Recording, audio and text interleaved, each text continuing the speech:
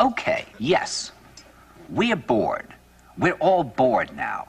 But has it ever occurred to you, Wally, that the process that creates this boredom that we see in the world now may very well be a self-perpetuating, unconscious form of brainwashing created by a world totalitarian government based on money, and that all of this is much more dangerous than one thinks, and it's not just a question of individual survival, Wally, but that somebody who's bored is asleep, and somebody who's asleep will not say no?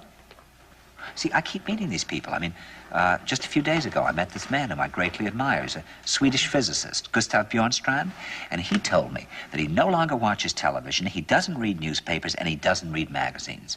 He's completely cut them out of his life because he really does feel that we're living in some kind of Orwellian nightmare now, and that everything that you hear now contributes to turning you into a robot.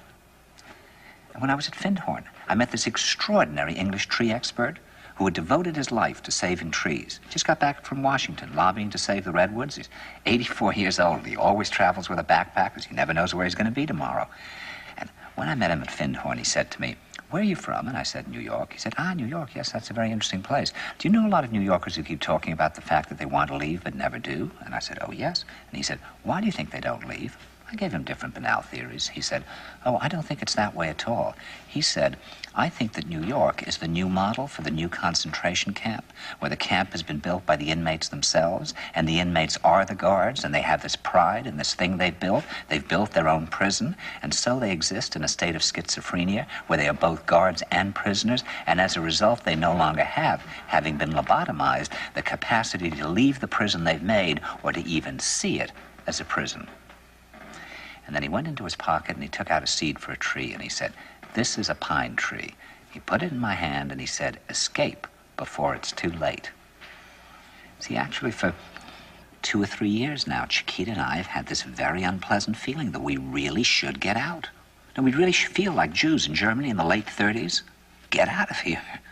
Of course, the problem is where to go, because it seems quite obvious that the whole world is going in the same direction.